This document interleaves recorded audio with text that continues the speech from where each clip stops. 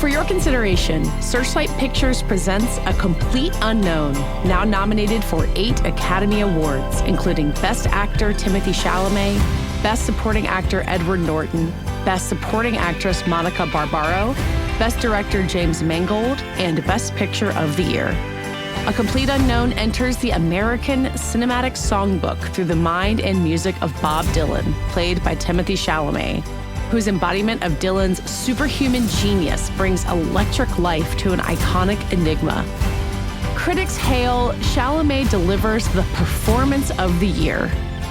It's brilliant and downright astonishing. And Edward Norton's performance as Pete Seeger is masterful.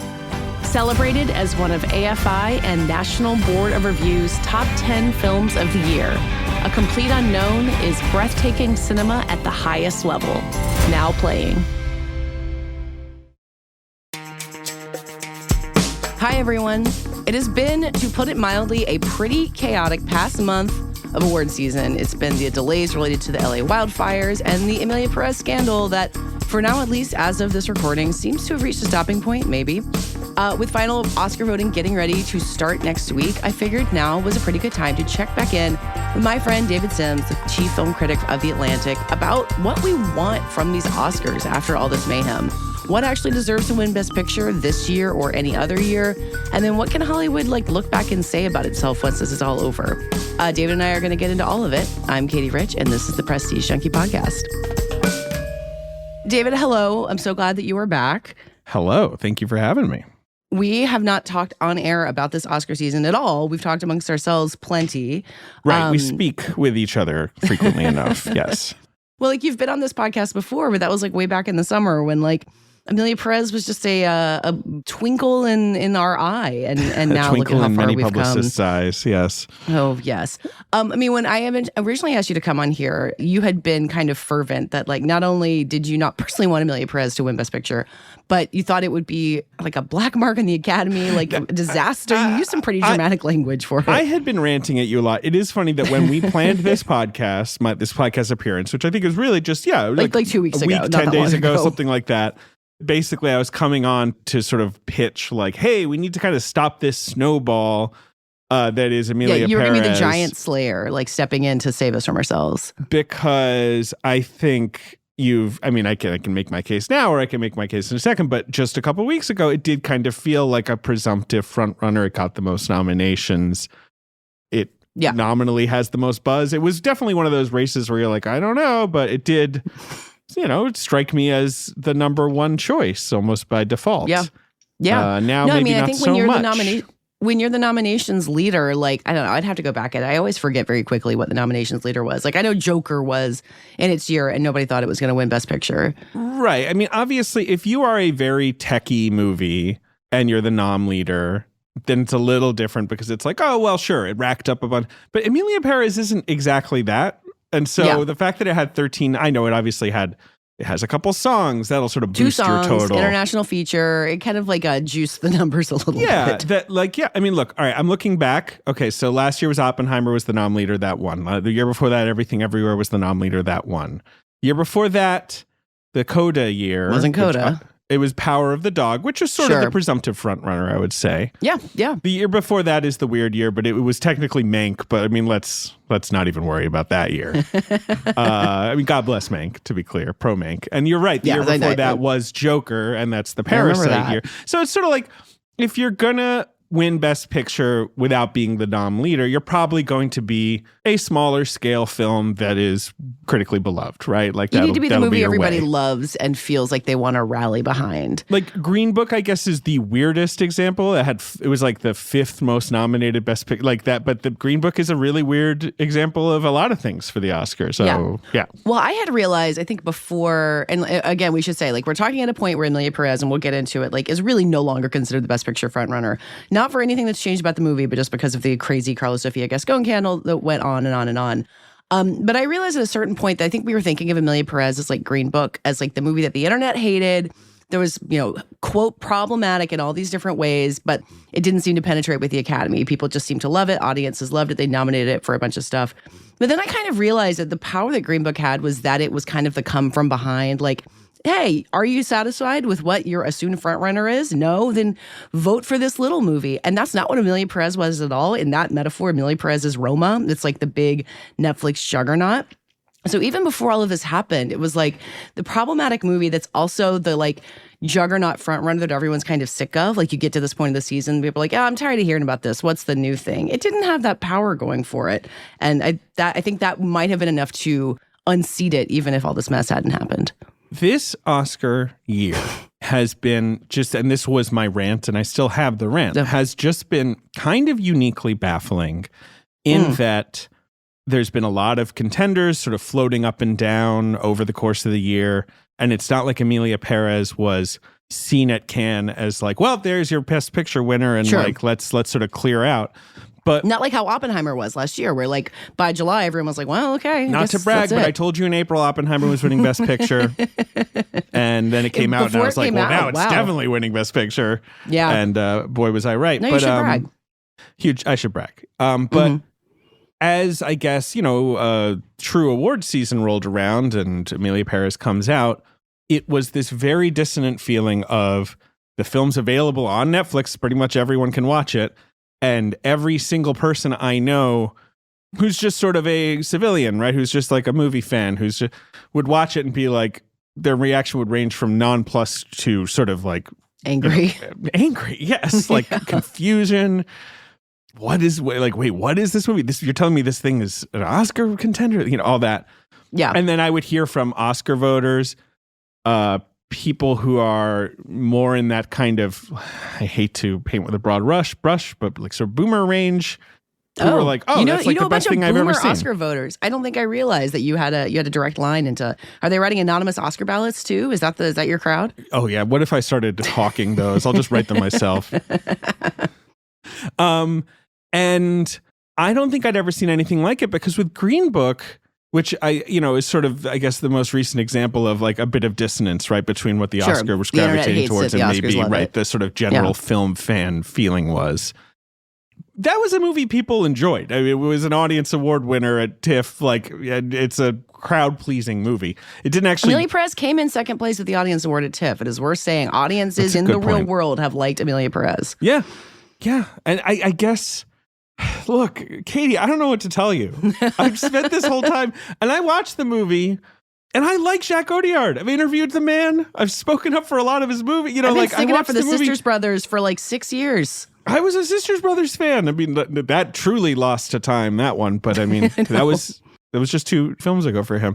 Mm-hmm. And I watched Emilia Perez, and there were things about it where I was like, I can sort of appreciate the swing here. It's not really connecting for me. I didn't walk out of it being like, wow, F- half a star movie. But I was kind of like, yeah, that's just something that doesn't come together for me at all. There are some things that work, and there's some things that, I mean, the thing that I keep saying is like, if this movie was being released by Bleecker Street or Mubi or like Janus, we'd be like, oh, you know what an interesting experiment. Zoe Saldana's great. I really hope she gets in. And then we would not be I mean, I don't know, maybe Carlos Sofia Gascon's tweets would have come out anyway, and we'd be here. But I just feel like when Netflix takes something and puts so much weight behind it, and they so much like genuine, not resentment, but like all the other awards campaigns are like, oh, there they go. They can spend however much money to do this. It just changes the perception of this movie. Like, there's a reason people were reacting to it differently at Cannes when it was just kind of this brand new oddity than when you're seeing it on Netflix with like all the power of that company behind it. It's a strange thing to put in that position. It's true. And I guess when they bought it at Cannes, you're like, okay, well, sure, it's a film festival. People buy movies. And as award season swings around and there's that growing sense of like, I guess there's no one juggernaut. This is going to be a diffuse field. There's going to be kind of room for a lot of movies to make a play. I had that realization of like, I guess Netflix's only big player is Emilia Perez. I guess they're going to go all in. Yeah. And it's the same thing they did, obviously, with these other auteurist movies like Power of the Dog or Irishman or Roma or whatever. Mank. But those were all broadly well-received movies that were just a bit of a tougher sell for a wider audience, right? But they weren't like polarizing. It's more just that they were complex, artier films where the experiment kind of felt like, hey, can Netflix, with all of its sort of marketing might, push these kind of daring things, over the hill? Like, with the Oscars? And the answer over and over again was like, not really, like almost. Like they get that director trophy. They get the sort of pat on the back. They get attention, but then there's that weird kind of, hold the phone. No. Like you don't get to win Best Picture. And then with Emilia Perez, it felt like an even crazier proposition that they were going to try, like, to make that the Oscar frontrunner, but they succeeded. Yeah. And maybe it's because of the competition. I think the competition is very strong this year, to be clear, but it's diffuse, right? There's not quite do you have a theory on why it's been so diffuse? Like, why didn't Anora get far enough? Why hasn't The Brutalist been something that people rally behind? Okay, fine. Or why isn't a complete unknown the obvious frontrunner? Like, pick something. Well, no, but this is what I was about to rant at you about. Wow, I am just coming on here full of beans. You've been bottling it all up for so long. Anora, which is a movie I really liked and, one of my favorites of the year, is not an Oscar movie. Like, and I have gotten in fights with some other critics recently who are like, well, no, don't count out Anora. And I'm like, I'm counting out Anora. And they're like, well, Everything Everywhere All at Once won Best Picture. Like, the kind of movie that can win Best Picture has changed over the years. I'm like, Everything Everywhere All at Once is an inspirational, tear-jerking movie about a family. Like, Anora, God love it, is a very spiky movie. It's got, mobsters barfing in cars. It's it's great, but it's got this sort of Cassavetes element, right? It's got a roguish. It's always felt to me a little odd that Anora was a contender. And hey, maybe it is. Maybe Anora runs away with Best Picture. Can I throw out a theory on Anora? Nomination, you're kind of like, hey, people like it. Do you think that if Anora had an ending like Parasite, where Parasite gets kind of emotional at the end, like it doesn't like betray itself, but it goes from being this thriller to being something that's really kind of heart-wrenching? Do you think Anora, because Anora ends, like I love Anora's ending, but it's so, it makes you sit with it. It doesn't tell you what you want to know. Like it's quiet compared to the rest of the movie. Do you think if it had ended on something kind of more of a flourish, that it'd be going further? Possibly, but of course that's not the movie Sean Baker's going to make. Sure. And the ending is great. And his movies always have pretty audacious endings, which I love about him. Well, like the Florida Project ending is such a like the fantasy sequence part of it. Like if you put an ending like that onto Anora, like I don't think it would be a better movie that way, but it does make me think about how like for an Oscar movie, for that Best Picture narrative to take hold, you need an emotional grip. It's like I think that's what kept Power of the Dog from winning. I think that's what 100%. Made Mank not a huge contender, and that's what worked for Everything Everywhere, Coda, Parasite also. Yeah, Parasite too. And like when I'm watching Anora and then I'm, in October or whatever, it was sort of a nominal front runner, right? Like there was this feeling of like, hey, there's something else. And Anora is pretty universally beloved. I was like, well, that to me suggests a completely wide open field. Something like A Complete Unknown. I don't think Searchlight messed up the, release of that movie at all. And I think it pretty much had to come out when it came out because that was a movie that was like, when they were finishing it, weren't they? When I saw it, it was wet off the editing table, right? Like it was brand new. Had that come out in Thanksgiving, which feels like when it should have come out, to build that word of mouth just a little bit more, to get that, 4-quadrant E audience that it basically got, right? I mean, it's that's doing your great dad's at the box favorite movie of office. the year. Right. Yeah. It's done well. Maybe then A Complete Unknown could have built enough steam. Then again, I think The Brutalist is going to win Best Picture, and I think that's because A24 played that hand very well of like, let's wait, let's let all of these contenders kind of have their little peaks, and then come in at the end with the sort of like, hey, this is the big cinema experience of the year, and everyone's going to be like slobbering to see it, right? Like they did a good job with that. It sort of flies in the face of that growing theory I feel like people have of like, you can't win Best Picture with a sort of Christmas release anymore, right? It used to be the way, and now that's too late. But no, I didn't think about how A Complete Unknown or The Brutalist would be like the first December releases to win Best Picture in a really long time. In like a while, right? Like I don't know when the last. I don't know if $1 Million Baby was actually the last one, but that's kind of like the quintessential. That's the classic, right? Something out of nowhere. That. I mean, that wasn't out of nowhere, but close to out of nowhere winner. You're right. Yeah. I mean, the Brutalist has going for is this genuine sweeping enthusiasm. It's something A24 is uniquely good at cultivating, obviously. They get to kind of like have theater film. Yeah, well, and then that's like, that kind of brings back to the Netflix thing of it. Like, I feel like part of what you were saying, again, before Emilia Perez kind of had this whole scandal around it, is that there's this feeling about Netflix coming in, throwing its tech money around. And like Emilia Perez has played for audiences. It won the TIFF Audience Award. It goes to places like Middleburg or Mill Valley or whatever. But the vast majority of people only encounter it on this one big platform. Right. And I think if you give something Best Picture that has been in the culture in that way, it's like bad for the business in some way. Like it doesn't help film culture in any way. I would agree, and I do think obviously that's part of what's stymied Netflix. Netflix, of course, would say, then why did Coda win Best Picture? And it's sort of like, it's a weird year. It was still COVID, and we don't take any responsibility for that. It's a weird year. And obviously, Coda is the opposite of A Power of the Dog, right? That's hey, we made you a movie from 1991. Do you like it? And people are like, yeah, I liked it. Well, it's sort of like how A Complete Unknown, I think, is thriving. Like, A Complete Unknown is more interesting than, a typical biopic. It's more interesting than Walk the Line. I think a lot of people would agree, but it has that, it's a movie for adults in the movie theaters. Conclave too. They made money. And that's what Conclave has, right? Mm-hmm. And if Conclave, again, a movie I like, but Conclave to me is like a B+ really fun, time at the theater for grown-ups. If Conclave was better, was Spotlight good, that would be, that would be winning Best Picture. Spotlight wins Best Picture because it's so, can I swear? Oh, yeah, of course. Fucking good. And and it's in a weird Best Picture year. I feel like The Revenant was epic, but there wasn't the enthusiasm. Right? It's a tough, grueling movie. And at the end of the day, people are with their ballots and they're like, you know what? Spotlight's the best thing. Right? That's how Spotlight gets there. Conclave that's the thing is great. It's just not quite, I guess, as, doesn't linger quite as powerfully. Yeah, it's got the airport novel quality to it, where it's because I always start thinking about Best Pictures, your movie needs to be about something. And Emilia Perez was about having the first trans Best Actress nominee and about this idea of empowerment and standing up to something. And that is why the Carlos Sofia Gascon stuff has been so damaging to it, is that was kind of the whole plank of their appeal. And without that, they're kind of at sea. But what other Best Picture nominee has the thing that it is about that has the most power in the situation? Right. And Emilia Perez, obviously so much of what Netflix was doing was positioning it to voters as this is a sort of inspirational choice for you to make. It's a groundbreaking movie and it's a movie about issues. I think I apologize to the good people at Netflix, and I have obviously friends who work on these campaigns or acquaintances. I know. I think that's a little silly. I think Emilia Perez, they're all and I kind of silly, aren't they? I think that's what's sort of hurting this movie so profoundly as this scandal unfolds, is that it's maybe laying bare a little bit how cynical the kind of, Emilia Perez is the most important movie of the year, the most sort of social justice relevant kind of movie of the year.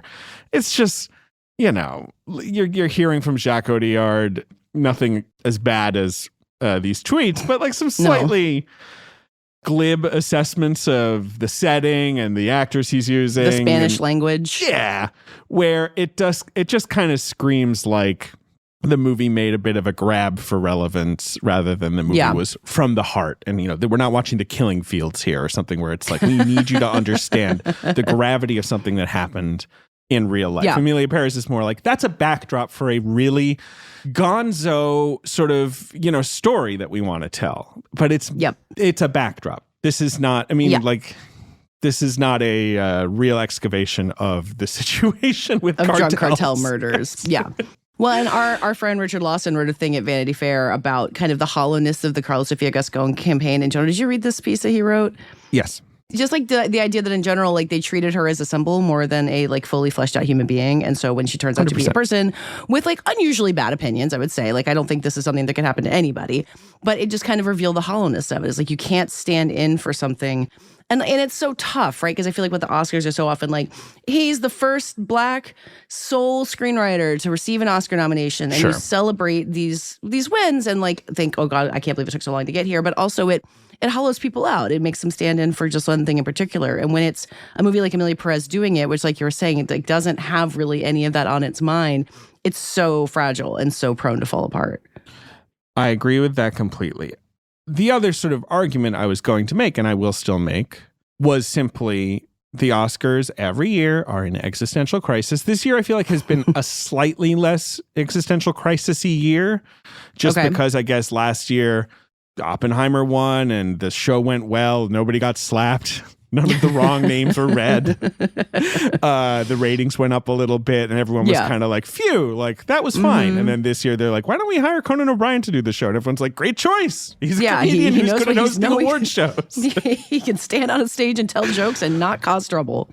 But there's obviously just always that bubbling undercurrent these days, basically post-COVID, I would say, especially, of like, do the Oscars matter? And like, how disconnected are they from audiences? And you have this situation where there's not quite an Oppenheimer out there, but there is a Dune Part 2 and there is a Wicked.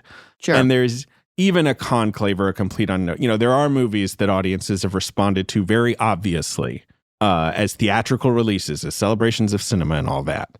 And I've had multiple people come up to me, sort of, again, more sort of civilian types, and be like, why isn't Dune going to win? That's the best thing I saw in a theater all year. And I've kind of given them the like, oh, I think they're kind of treating it like they treated The Two Towers, right? This is the middle part of a trilogy. You get your Best Picture nom, you get some tech noms, they send you on your way, and they're like, let's see if you can wrap it up right. You know, like, I assume that's what's happening with Dune.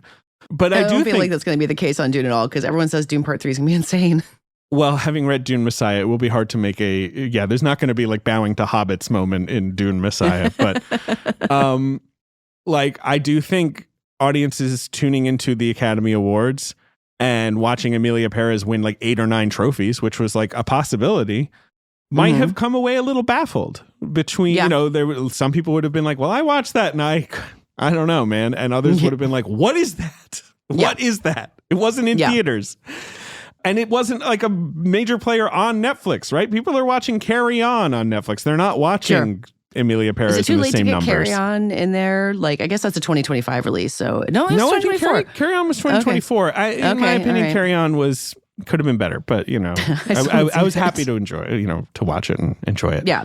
Well, yeah, I mean, I feel like we talk about this a lot. Like, and Oppenheimer was such a gift for so many reasons. Like, it's a movie we both love. It's such a rich text. Christopher Nolan deserved the Oscar, all of those things. But, when a movie is a hit like that and it wins Best Picture, it just feels like, kind of like what you're saying, like it settles the boat. Like, it gives everybody a couple of years to be like, all right, guys, we gave it to a movie that you care about. And I wouldn't take away Parasite winning over 1917, which was like a huge box office hit, which is kind of crazy to realize. But like on a year-to-year basis, like how strongly do you feel about that, about a movie that people actually know about and care about winning Best Picture? To me, the Parasite win was magical. There's nothing that was great because Parasite was a hit. Like, yeah, it was for the scale of the movie that it was, and obviously as a foreign language film, that resonated with audiences so profoundly. And 1917.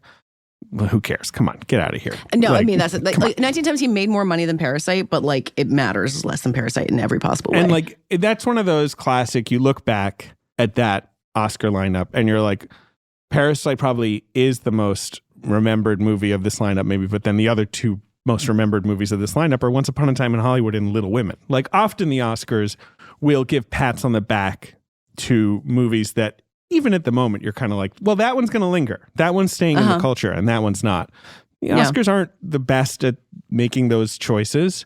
Sure. They never have been. It is what it is. It's a big part of the Oscars is people looking back and going like, now, wait, why did this guy win over that? What are you talking about? Like, that's part of the joy and it's of the often Oscars. hard to see in real time. Yeah. And then, I mean, like with the Spotlight thing, like I think you can now look back and be like, well, Mad Max would have been the one to give that to. Like, it didn't happen for 100%. A variety of reasons. But like, yeah, you can't know that at the moment. And this year, I guess Wicked felt briefly like this movie that was connecting on such a broad scope that there was that feeling of like, should we clear out of the way? But Wicked's just, again, kind of like Conclave, just like enjoyable, but not quite sweepingly good enough to cross that threshold, right? I mean, yeah, I guess that's the best way to think about it. And you like Wicked more than I do, and I have. Yeah, Wicked rocks. I love that people are so excited about Wicked and that it's part of this race. And I guess it's probably going to win a bunch of technical prizes. I need to go back and like look at it. I don't know. Like, don't you think it's going to win like costumes? I imagine it could maybe win. Not production design because the Brutalist is right there. Yeah, see, this is what I don't fully grasp about this year's race. And what I guess I never fully grasped. Who's going to actually win everything? Yeah, just like, the sort of below the line. I guess it is going to be kind of a diffuse year is probably the answer here.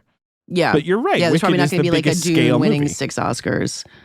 Yeah, right. But yeah, no, I mean, like looking through this, like production design, like I would probably give it to The Brutalist. Like I think if they like The Brutalist as enough to win Best Picture, like you're predicting, like that's probably a prize that you give to them.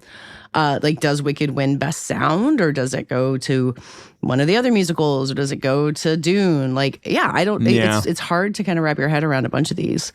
It is. I mean, look, The Brutalist could end up your kind of classic sort of like Parasite style. It wins picture, director, maybe actor, maybe screenplay or one other thing, right? Like, but you feel pretty confident that The Brutalist is going to win Best Picture at this point. I mean, it's what I would put my money on right now. It's just a movie that has, I feel like, made this argument of like, this is the kind of movie that wins Best Picture. Listen up. Sure. Like, we have made an old-fashioned American epic in the style of The Godfather.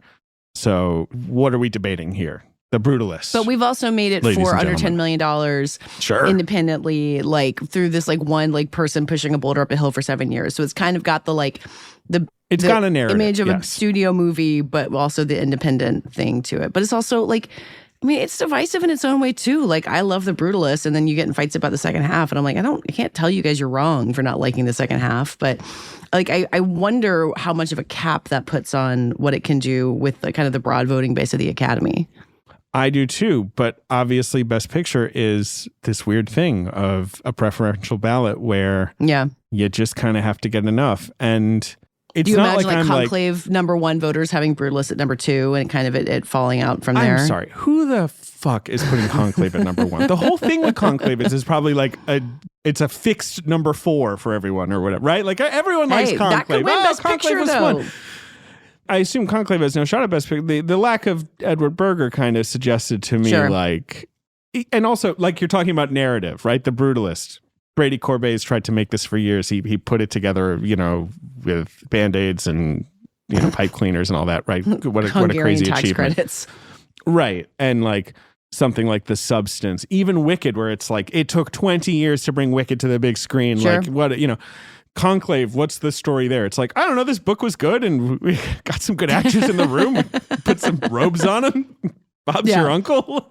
I interviewed the screenwriter a couple weeks ago, and he was like, it was pretty easy to write, I gotta say. And I was read that you're supposed to say it was hard. I think Peter Straughn's a great writer, great writer. He's really good at adapting books. But like, I read Conclave, the book, in like a day and a half, and I was like, this is really easy to turn into a movie. Yeah, something like Nickel Boys, which obviously is not going to win Best Picture, is my favorite movie of the year. Sure. Again, that's like I cannot believe, one, that they adapted this tricky novel, but two, that they took such a risk in how they put it on screen and, that it is so sort of challenging for the viewer, but ultimately, in my opinion, hugely successful. That's a narrative, and last year... Do you feel like A Complete Unknown is lacking a narrative on that front too? Well, that's the James Mangold problem, God bless him, is it's like James Mangold makes really competent, really professional movies. And he does work hard, I think, to try to make the kind of grown-up movies that you don't get him enough of anymore. And even when he's making a genre film like Logan or whatever, he's putting real work into it. But I think his competence is almost hurting him. It like works against him. Yeah. Everyone's like, yeah, no kidding. James Mangold made a very, very solid movie. I mean, I walked into A Complete Unknown just dread. I'd seen that trailer. It felt like this kind of paint by number. People were I was so like, mad about gosh. the trailer. I feel like we forget about the like vitriol that was out there for that trailer. I mean, like my twins were just a couple months old, and I had to kind of say to my wife, like, look, I'm sorry, I got to see the stupid Bob Dylan movie with Timothée Chalamet, but like, I got to go. And I sit down and 5 minutes in, I'm like, whoa, wait a second. I love this. I'm so blown away by this approach. And, I think it would be a fine Best Picture winner. Are people predicting? I've seen like a little bit of... I've been kind of high on A Complete Unknown. Yeah. Because I feel like when you start talking about the preferential ballot, like you can imagine it being in a lot of second and third places. Like, or like sitting down and looking at your ballot and being like, what did I like? What did I have a good time with? Like A Complete Unknown is going to rank high there. Like it's really well regarded across the board. And if you imagine the situation where the votes are really spread out, and so they're going to maybe do rounds and rounds and rounds before they get to something over 50%. And that might be where A Complete Unknown comes through. Also, like it's doing well at the box office right now. It got those like more nominations than we thought it was going to get. Like I do think that's an interesting tell. great. Those like well-deserved acting nominations. Like Wicked not getting in for screenplay. I feel like a lot of us were like, well, I don't know. Like maybe the enthusiasm isn't there as much as it needs to be. Whereas A Complete Unknown kind of did the opposite and felt like it was ascendant in some way. So, I mean, we're recording this before Critics' Choice. Like, I don't know. Critics' Choice voting ended a month ago. I have no idea what to expect from any of those wins. But the PGA Awards are going to be tonight as this episode's coming out. And I kind of wonder if A Complete Unknown could win PGA and then be off to the races. Who knows? Right. It does feel like PGA and DGA will be very clarifying on this. But then I guess there's that slight worry of like, well, wait, did these votes come in kind of before this scandal? And will the, with actor, because I've long been kind of bullish on Timothée Chalamet winning Best Actor. Same. And yet, obviously, he doesn't win the Globe, and he's, maybe, once again, he's too young, they're patting him on the head. But, like, the Globe is all we have. Like, we had one awards show, and then Los Angeles shut down, and now we're kind of back at it being like, what information do we actually have? Right. And, I mean, I said this, it's silly, but I was like, well, Adrian Brody actually didn't win a Golden Globe for The Pianist. So, and like, that was does a anyone care? famously tight year. It was a different Hollywood foreign press. Like, I have no idea if they actually care about that, but I do still think that Oscar voters care about, hey, do you deserve another leading actor? Sure. Like, that was slightly dashed by Emma Stone winning again, like where I thought that might count against her. Or maybe it did. Too, maybe but it didn't. I feel like with her and Frances McDormand both, like we've had a lot of double up actor, or I guess in general, like supporting actor wins. But like when that second one happens, you're like, well, maybe we don't need to do it again. But it's kind of undeniable. Maybe Christoph Waltz in Django Unchained is the exception to that rule. That's one of the most bananas wins in years. God bless him. But like Emma Stone, it was like she was just great in Poor Things, and people really loved the movie, and that was kind of what it came down to. It's like, so maybe Adrian Brody has that power. But I also like, the Academy is super international. Not everyone is invested in the health of Hollywood. But like giving Timothée Chalamet a Best Actor Oscar is a very helpful thing to do for this industry. Anoint your young stars. Like, I agree. Bring him into the club. I agree. And right, it sounds cynical, but it's true. Imagine the pop you're getting for a week if Timothée Chalamet gets to give a goddamn Oscar speech. Yeah. That is kind of undeniable. And beyond that, I'm like, he's in two Best Picture nominees. Yeah. Like he's wonderful in the movie, like in a way that no one thought anyone could pull off. Like it's an incredibly good performance. And he's doing things in Hollywood that obviously a lot of young stars aren't able to do, which is making movies that are not about superheroes succeed and connect with people. And he's taking the most insane risks. He played Willy Wonka and Bob Dylan in back-to-back Christmases and connected both times, in my opinion.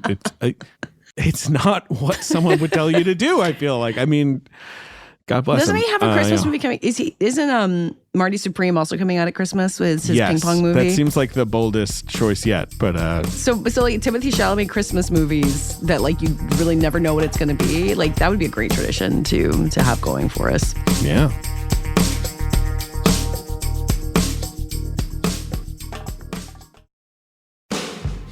For your consideration, Searchlight Pictures presents A Complete Unknown, now nominated for 8 Academy Awards, including Best Actor Timothée Chalamet, Best Supporting Actor Edward Norton, Best Supporting Actress Monica Barbaro, Best Director James Mangold, and Best Picture of the Year.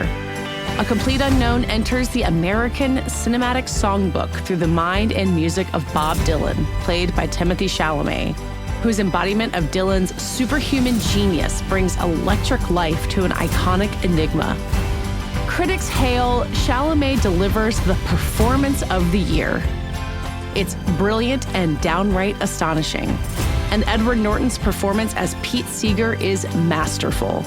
Celebrated as one of AFI and National Board of Review's top 10 films of the year, A Complete Unknown is breathtaking cinema at the highest level. Now playing.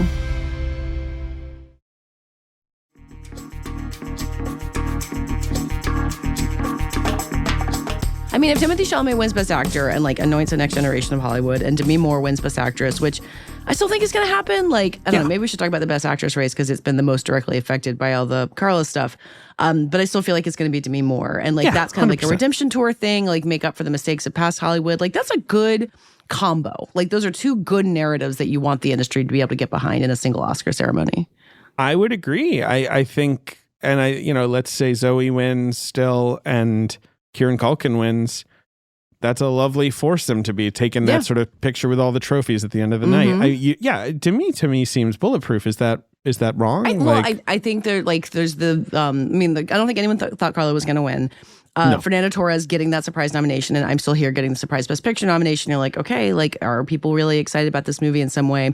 I think that might be conflating the intensity of Brazilian fan blue sky and Twitter, which I think has played a really big role in the Carla Sofia Gascon thing. Like, they didn't dig up the old tweets, but they got, like, Carla got in trouble for saying the thing about Fernando Torres's people in an interview before all that happened. I don't know. It has muddied the waters so much that I think maybe you start thinking that there is an enormous Fernando Torres Oscar voting army, which I'm not totally sure there is. But yeah, I think in the end, like the simplest explanation is that Demi wins, which seems right to me at this point. Yeah, I think the nominations are the reward for I'm Still Here, which is a good movie. Mm-hmm. I think the Demi thing is undeniable. If The Substance had not gotten Best Director, Best Screenplay, then maybe you can talk to me. I mean, best screenplay. What the heck is that screenplay? Goo won flies best everywhere. Screenplay it can. It's I like The Substance, right, but I'm like, it's not to me a feat of writing.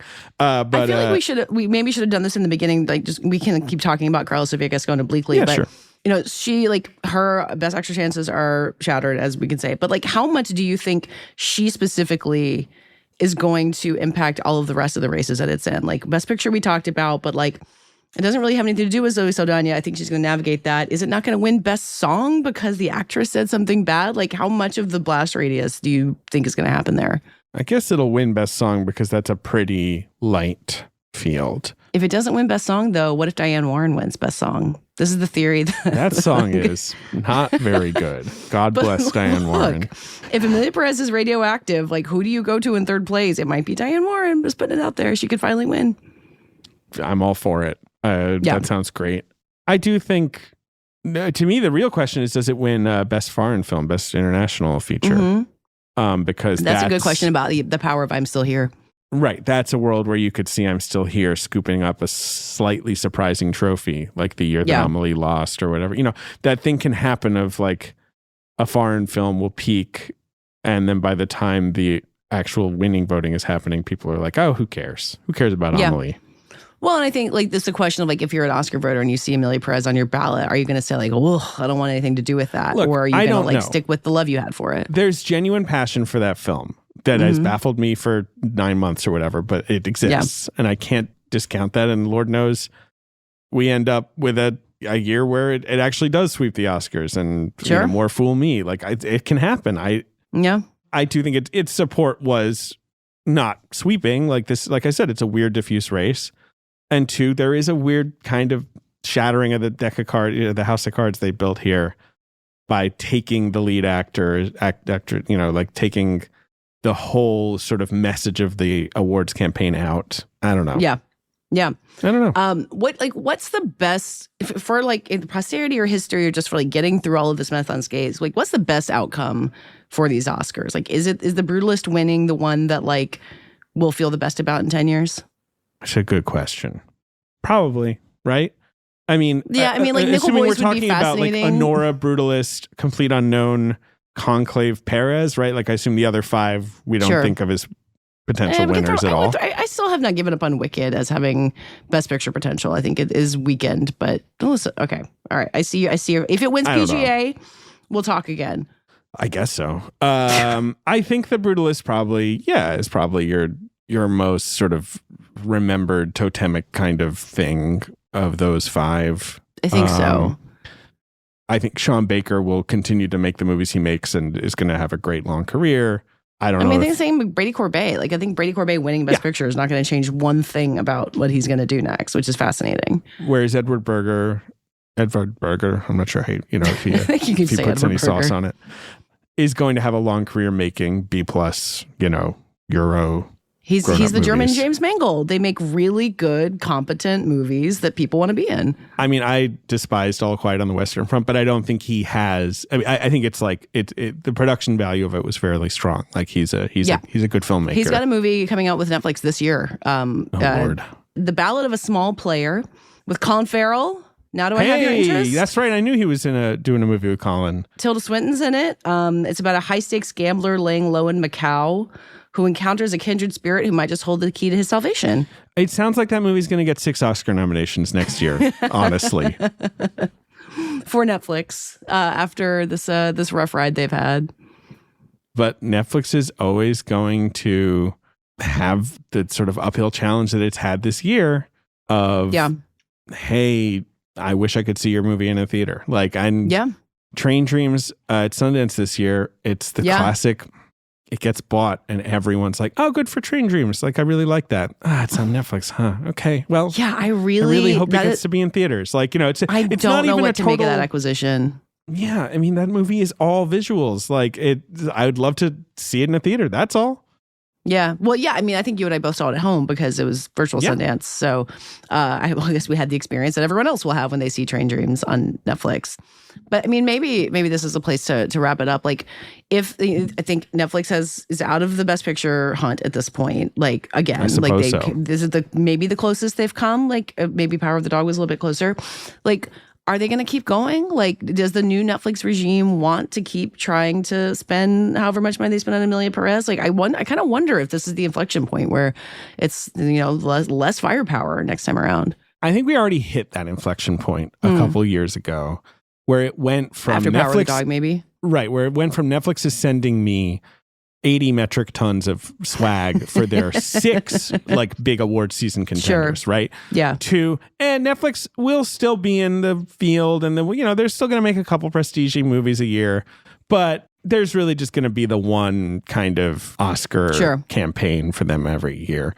They sent me that Bananas poster for Emilia Perez. It sat in my kitchen for a while. My daughter was obsessed with it.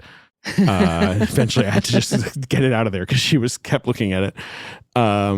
That's right. It'll probably kind of lessen, but not completely vanish.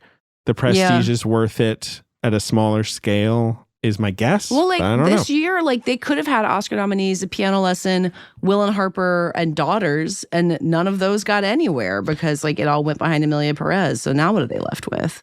I was somewhat surprised at Will and Harper not making it, but the documentary branch is crazy.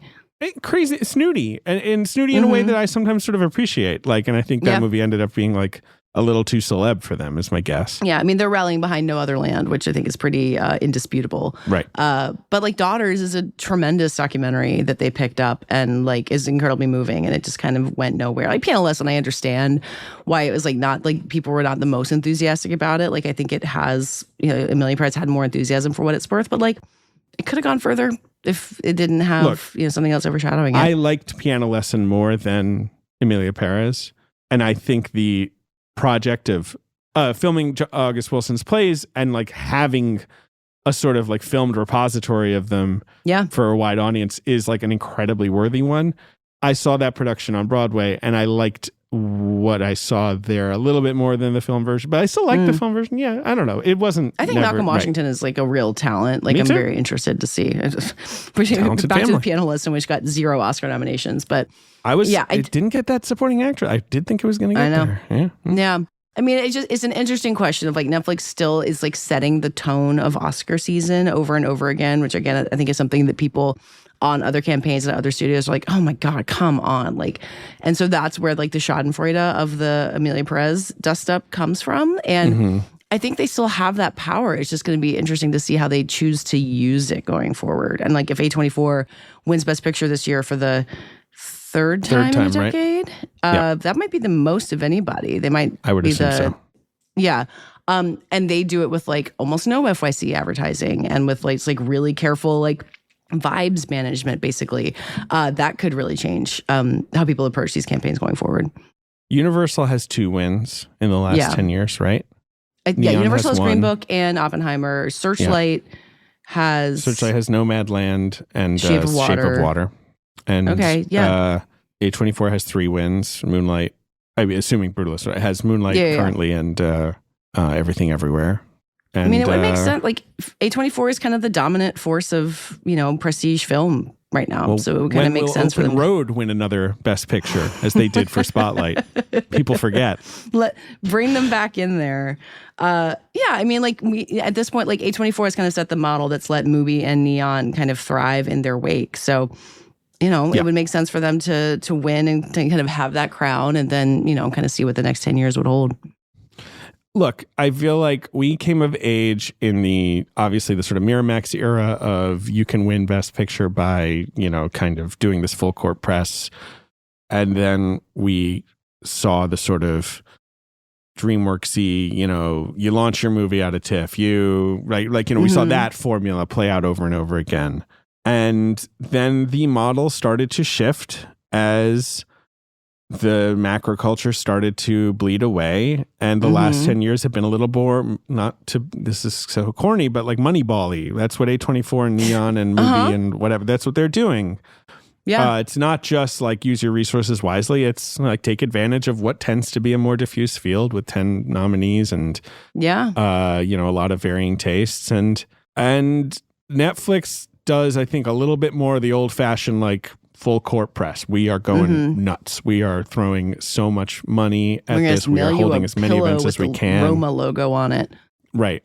You know what? Why do they send sheet music? That's the thing that drives me crazy. And not just Netflix, to be clear. Lots of people send sheet music. Yeah, lots of people send sheet music. I'm like, money was spent bringing this sheet music to me. I can't play the piano Sometimes it's been overnighted via FedEx. You're like, what were the shipping prices on this piece of sheet music that's been sent to me? Okay, last question. What are you rooting for? Like, what's an Oscar win that you feel invested in? That's a great question because, I mean, like, so what I would truly be rooting for is like Nickel Boys winning an Oscar, right? Like that would be so delightful to me. And I think Ramel Ross is such a special talent and such a beautiful speaker. And like that would, like that winning Best Adapted Screenplay out of nowhere, like what a thrill to imagine. I mean, so that category, unlikely. That category is weird. I mean, it's A Complete Unknown, Conclave, Sing Sing, Nickel Boys, and Emilia Perez. Like, I'm assuming Conclave is going to win. And again, not to speak ill of Conclave, because it's just like the most sort of competent clockwork screenplay that, like, whatever. It seems like a pretty sensible win. Like A Complete Unknown, I would not count out there either. I mean, there's definitely a point where I hope Sing Sing might just win that because I loved Sing Sing and thought it deserved better. But yeah, I don't know. I don't know if Nickel Boys winning screenplay is totally impossible. I guess so. That would be a big one for me. Edward Norton, which is like basically my favorite and the biggest surprise to me of the year, is like a win I would love to see. That performance in A Complete Unknown. I don't think that's impossible either. I don't know how to square my belief that Timothée Chalamet will win with thinking that Edward Norton could win. I think 2 acting wins for that movie would be pretty strange. But I don't know. Like, I think we've all been assuming Kieran Culkin will win. Yeah. A Real Pain didn't get that Best Picture nomination. Like, I don't know. Think it doesn't matter. Again, Critics' Choice will have happened by the time we do this. Kieran will probably win. So yeah, I'm not ruling out Edward Norton. That would delight me, and I am rooting for Timmy generally in Best Actor, like we said, sort of in this spirit of like, for the health of the Oscars, like what a great win. And I think he gave a great performance, and I like Timmy Chalamet just fine. The idea of Sebastian Stan winning tickles me. I don't think that's going to happen. I think I'm just so impressed with that guy who I spent 10 solid years thinking nothing of. And I don't mean that in a mean way, but he's been in my life. I mean, honestly, longer than before he popped up in Captain America. Because it's like, he was in Black Swan and he was on Gossip Girl, right? But like, he's been a sort of quasi-star, right, for this many years. And then sometimes he would even do work in like I, Tonya that some people would like. I don't like that movie. So like I was just always kind of like, I have nothing to do with it. And I just think he gave 2 incredibly different and incredibly intelligent performances in 1 year. It would just be wild to see him. I'm very excited for him. Me I too. mean, like, I liked A Different Man more than The Apprentice, so I had the real roller coaster of hearing his name on nominations morning and then hearing what it was for. But I think I did too, but I liked The Apprentice more than I thought I would, I guess. Yeah, I know that's true. I did too. And like, I also think we haven't reckoned, we didn't even talk about politics and we don't need to get into that. But like the fact that we're going to have 2 Oscar nominations for The Apprentice, like in this current Trump administration, like who knows what's going to happen? Like that's like a bomb waiting to go off, basically. I suppose so. Yeah. 2 good performances. Yeah. I'm going to put out the thing that I'm rooting for, which is kind of like obvious. Like I'm rooting for Daniel Blumberg's score for The Brutalist, which I think is just incredible. But I also am rooting for Chris Bowers for The Wild Robot, which is a wonderful score. Lovely score. Like so essential to that movie. Like I think I think Daniel Blumberg will probably win. And if not, it's going to be Chris Bowers. But I'm just like excited for both of them in that category. And I don't understand how Wicked is nominated in that category. And I'm going to like probably be mad about it forever. That doesn't make any sense to me. Has that been explained by anyone? I mean, it's like it qualified and like it has had enough original music in it that it somehow qualified. I just can't remember anything about the score in Wicked at all. And, well, I like the score in Wicked. I just assumed a lot of it was, reused, obviously. Yeah, I mean, Stephen Schwartz is credited on it, so like it's reused enough. I don't know. He probably filled out the movie, right? With the song branches where things get so complicated about like what qualifies and what's original enough and anything like that. That I leave it to them. I'll let them figure out the rules and explain to me what makes sense. I guess so. I mean, I don't understand their decisions either because Zimmer's Dune Part 2 score is so wonderful and like has such incredible new themes, and they were like, and I'm like, okay, yeah. I mean, Dune Part 2, like. Denis Villeneuve movies like somehow always get just like a tiny bit of Oscar disrespect. Like it's the Amy Nolan Adams syndrome. Arrivals. The what syndrome? It's Christopher Nolan syndrome, and he will probably have the same, maybe or maybe not, the same arc. Of like getting like ruder and ruder treatment and then finally coming back around. It's the Spielberg treatment, right? It's the sort of like, okay, mister, we get it. You're good at making movies and they make a lot of money and people like them. What do we care? You'll get your Best Picture nomination. Like just the weird kind of effrontery for years. And Villeneuve, I think, is the most beloved filmmaker for young audiences who has arrived since Christopher Nolan. Ooh, interesting. And okay. Like, so it's going to come up. I was thinking about him and then thinking about Robert Eggers because Nosferatu got those 4 nominations, which I did not expect and was completely delighted by. And I feel like Villeneuve and Robert Eggers are both at a point where it's like, okay, you're coming up. Like, you're going to make your way up there. But, like, how long are they going to make them wait? And Denis, I think at this point, is kind of, it's a little rude. Like, let him into the club. Right. Let him in. Okay. David, this was fun. Please come back to me with any of your Oscar hot takes. And how are you watching the Oscars? Are you just watching them at home? I watch them at home alone. I do not like to watch the Oscars with other people. In silence. I don't want people talking over the Oscars. I'm paying attention. I'll watch it with my wife. My wife will watch it. Yeah, Oscar parties are for people who don't want to pay enough attention to the sound speech winners. And we want to pay attention to it. So, thank you for being here. And I'll talk to you soon. Anytime. Thank you, Katey. That does it for today's episode. This podcast is edited by Brett Fuchs and produced by Brett Fuchs and me. Our theme music is by Dave Gonzalez. Thanks again to my co-host, David Sims. Subscribe to the Prestige Junkie newsletter at theangler.com and subscribe to this podcast on Apple, Spotify, where you can watch a video version of today's episode, or wherever you get your podcasts. We'll have another episode coming up on Tuesday. See you then.